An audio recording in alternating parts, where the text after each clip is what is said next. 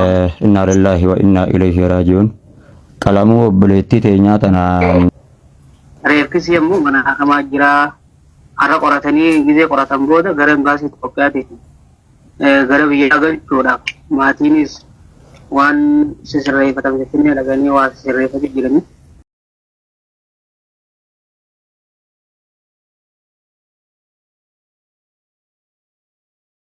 jiraame isin keessa maal irratti akka qalamtee Facebook irratti amma sa'aatii nama tanse ammoo garuu qulqullumina baruun irqama.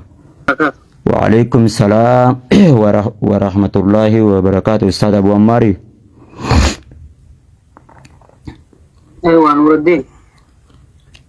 Ewa hayyeme akkamitti qalamte obboleettiin teenya? Akkaataa itti isiin qalamte gara maatiidhaatis dawwalamee maatiinis ijoolleen gama sirreeffaa dhaquudhaaf fuudhuudhaan dhaqan ijoolleen Itoophiyaa nama lama. Guyyaa lama qofannee gara imbaasii Itoophiyaatti isinii kan inni jaaniiti ijoollee nama lama. Achi wal dubbifnee ni jira. Reeffisi yommuu mana hakamaa jira. Har'a qoratanii gizee qoratan booda gara imbaasii Itoophiyaati gara biyya galchuudhaaf maatiinis waan sisirreeffatan finfinnee dhaqanii waa sisirreeffatu jirani. Tayyibee qalamoo akkamittiin madaammi qalee akkamitti adda baasuu dandeessarre? Madaammi qalee orma achi jiruutu irraa odeeffannoo godhan. Obboleeyyansiifaa jira ilmaan adeeranii fa'a. Ilmaan adeeranii tan madaamii moo? Ijoollee jiru. Ijoollee ilmaan adeeranii tamiyyoodha moo? Tamiyyoodha. Madaamiin akka qalte mirkaneeffatanii? Mirkaneeffamte. Ammoo qorannoon imbaasiin hanga baasutti doktoronni qoratanii hanga qorannoo biyya irra gaggeessanii imbaasii kennaman. Ammoo biyyoon mana hakamaa jirti qorannee isinii hanninaa jedhanii warra imbaasii Itoophiyaa warra achi baasu dhorke. Wanni qalame waan beekamu eenyutu akka qale gaafachuun dirqama sababaan oo sababbiin qalamteef hoo hin gaafanne.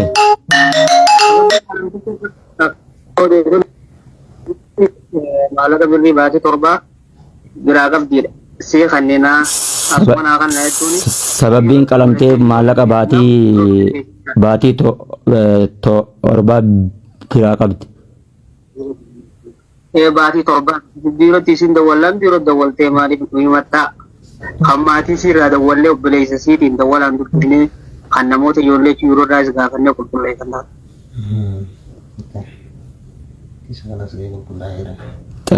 Ayyee qulqullee ishee yoo qabamtere qabaman isaan guutuun madaamiin hidhaa jirti. Madaamii boorree sun guutuun hidhaa jirti. Hanga qorannoon gaggeeffamtee isaanii ajjeese moo akkaataatti isaan miidhamanii achi booda mana hidhaatti baafamu isaaniitis. Madaamiin qabamtee mana hidhaa jiraachuun mirkaneeffatan irraa. Mirkaneeffannaa tajaajilaatti ajjeesuu isaanii fale ajjeesanii sagaraa mana sagaraa itti darban isaa achi imbaasiin fuudhee mootummaan shortaan biyyasanii gisee fuudhe.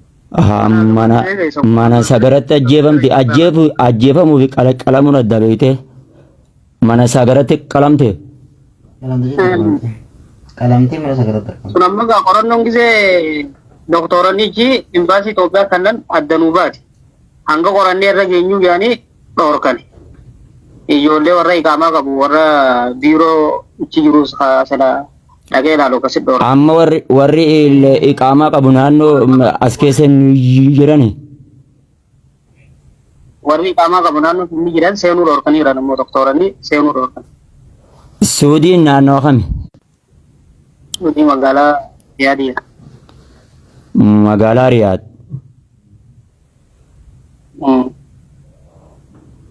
Riyaad tun akka walii galaati beeyte ammoo garuu hotaala qabdi waan ta'eef. magaalaan Tariyaatu kutaa san keessaa immoo kutaa ijoolleen numa himti akkasitti hin qabanne ammoo himamee jira. Tayyib laal amma fakkeenyaaf Suudii amma laal amma laayifiidha abraa jira amma namoota hedduudhaan na daawwataa jira sababii maal jennaan kutaa Riyaada bakka tam akka taate warroonni waraqaa qaban warroonni waraqaa paasaabora qaban naannoo sanii laalanii dhiiga ishiidhaa qulqulleessuu ni danda'an ijoolleen ilmaan Oromoodhaa jechuudha. Akkamitti akka jeefamtee akkamitti akka qalamtee bakka tan ammoo baruun dirqama ammoo fakkeenya Suudii magaalaa Riyaad qofoo jenne magaalaa Riyaad akka guddoo walii galaate kutaan ishii immoo beekamuudha qaba.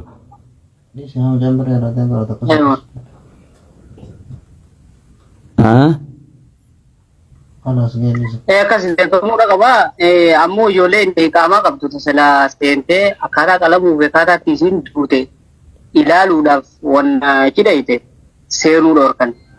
Ijoollee qaamaa qabdu biiroo sanuu dhoorkan jaaniin baasii qorannee isinii kannine irra geenyaadha. Amma kana jidduu biitii biyya alabaa waan ta'eef wanni qorannoo tana keessa mootummaan. Miyyoon naannoo miyyoon eessadha aloonni ishee? Miyyoon? Dhaloonni ishiidhaa eessa? Arsii lixaa aanaa Dodolaa. Arsii lixaa aanaa Dodolaa. Magaalaa duwwaa takkaati jedhanii. Magaalaa duwwaa takkaati magaalaa duwwaa takka zeeroo takka jedhanii. Magaalaa duwwaa takka gooroo takka. Duwwaa takka qofa. Eeshi tayyib. Duwwaa takka. Magaalaa duwwaa lama baay'ee qabamu. Eenyutu yoo ishiin? Maqaan ishee eenyu jedhamti? Hadiyyaa Kadiriyyaa. Kadiyyaa. Kadiyyaa Kadir. Asitti immoo nuun kadiyyaadha nuun jedhanii asitti immoo fatiyaadha amma kadiyyaadha akka immoo nutti barreeffamaan erganitti fatiyaadha nuun jennee nutti hima waan ta'eef ammoo fatihuma nuun jedhanii kadiyyaa eenyu jedhamte? Kadiyyaa Kadir jedhamti. Kadiyyaa Kadir. Kadiyyaa Kadir. Okay. Inshallah namoonni ana warri arsii ana Dodolaa beeytan gama social media kanaanis live biraa jira qalamuun obboleettii teenyaatun akkamitti akka qalamte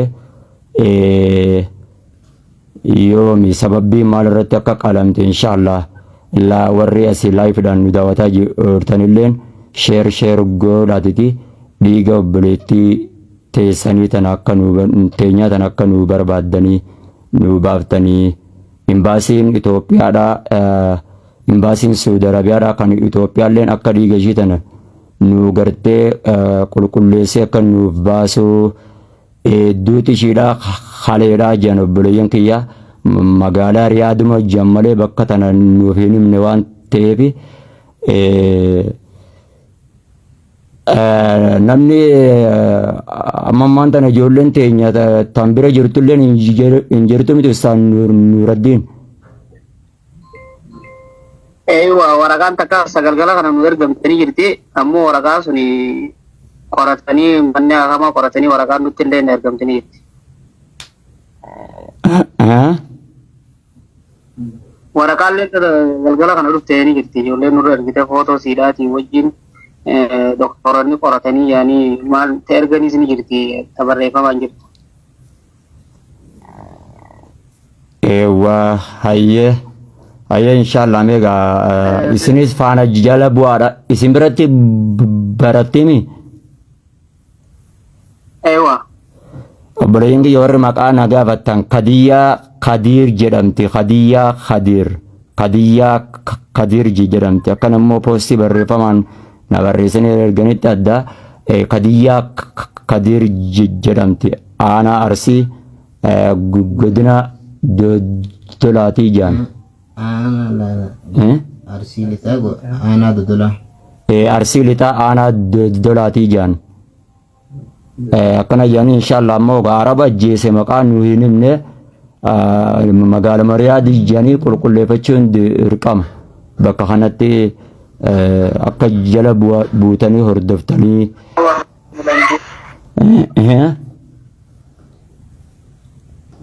Ewa. Ustaz Imamuddin Salbani jirani odeeffannoo waan quba qabdan Ustaz Imamuddin isaanii gama san jira gama arsiisan isaanii jira. Mee Ustaz Imamuddin odeeffannoo yoo qabaatame hawaasa kanaaf ibsa godha Ustaz Imamuddin. Wata jira waan ta'eef.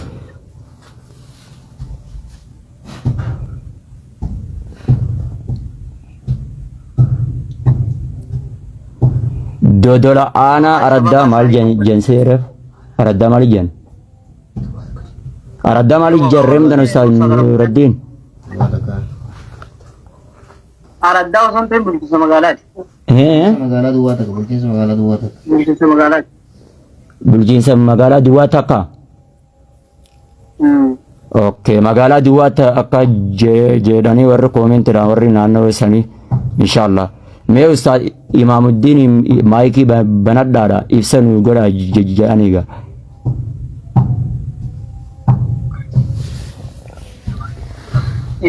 Tikanya shabakaa gama naannoo isaanii saniin jedhadha shabakaa hedduu dalagaan jiruuf isaa. Mee ol deebi'aa jaanidha namni isaanitti aanee ibsa bal'aa qabu hawaasni illee nuuf himaa jechaa jira waan ta'eef. Asitti immoo gandi kuyyoo isinirraa wal dhabeen beekne namoonni kun ganda duwwaa kudhaniiti quxurii kudhaniiti kajee barreessi jira waan ta'eef inshallah bakka tan asirratti nu qoradhaadha addaan nuuf baasan. Ganillee jala kana irraa addaan miitingiin hedduun agarsiisaa jiru. Tayyib namni tokko jala dibu'amee dhiifaman illee jarjara qabna. Beektaa dubbiin lubbuudhaan taphaa miti. Sirriitti qorannoo itti jala gaggeessuu qabdu waan ta'eef hayyee Ustaaz Imamuddin qaqqalamuu obboleettii teenyaa ajjeefamuu obboleettii teenyaa tan akkamii hangam tokko qorannoo irraa qabdan.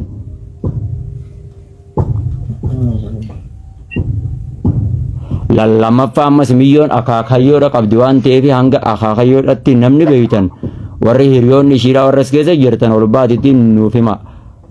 Kadiyyaa Kadiir eenyu akka jedhamtu.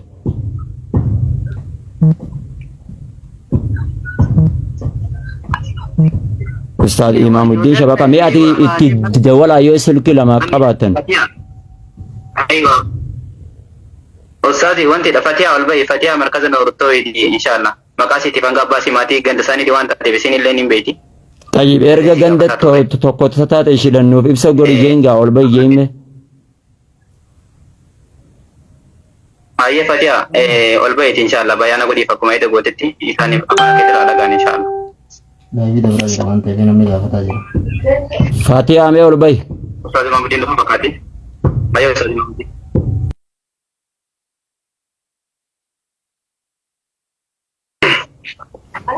Ayye Ustaz Imamuddin assalamu alaikum.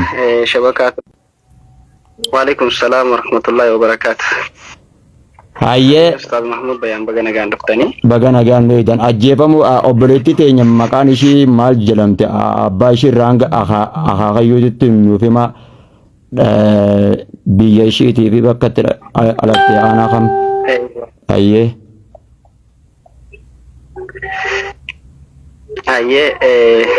Obboleettiin teenya maqaan isii Kadiyyaa Kadiir Abuyyee jedhamti. Kadiyyaa Kadiir eenyuti? Arsii Lixaa. Irra nu deebi'a akka uummanni dhaga'anitti. Kadiyyaa Kadiir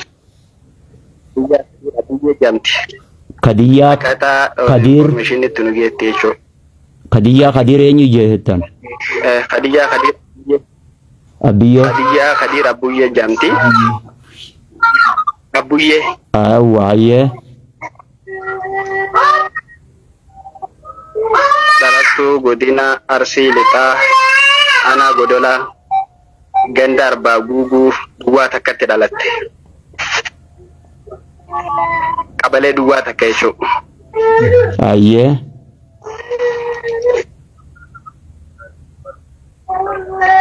Akkamitti ajjeefamtoo? Waa'ee immoo akka ajjecha obbolee isaanillee wal dubbifnee jirra bilbila edaati iyyafataa turre bilbila isaanii argachuu hin dandeenye ganamaan tan ammoo akka tasaa arganne bakka maadaamiin akka malee miitee milyoon bakka harkatti duutee jechuu dandeenye harkatti duutee jirti alaa kulli haal ammoo ni tumanii akkasuma jan tumanii bakka harkatti duutee wanni gee imbaasii geessan jan malee hin qallega kaan ammoo warri ammoo namni tokko ni qalan jedhanii isaanis warri ammoo nuti dubbifne kunis odeeffannoo sama qabuun qaban jechuudha obboleeyyan jechuudha. Kaan amma ijoolleen taan ijoolleerraa ammoo akkatti dhageenye ijoolleen biratti barataa turte obboleeyyan isirraa ni qalanii jechuudha dhageenye. Ammoo obboleeyyanirraa madaamiin tumtee laaffifteeti miyyoo wanni imbaasii deebiftee imbaasii bira bakka gisee dheetume. Achumaan miyyoo laaffattee manaa simaa geessanii achumaan achitti duutee jechuudha dhageenya. Achumaan wanni warri ammoo maadaamii fi maatiin isaanii hundinuu to'annoo seeraa jala oolanii jiranii guyyaa lamaaf ammoo imbaasii naannoo bira turtuu isin tasgabbahaadhaa jechaa jiranii dhiiga isiin baafna.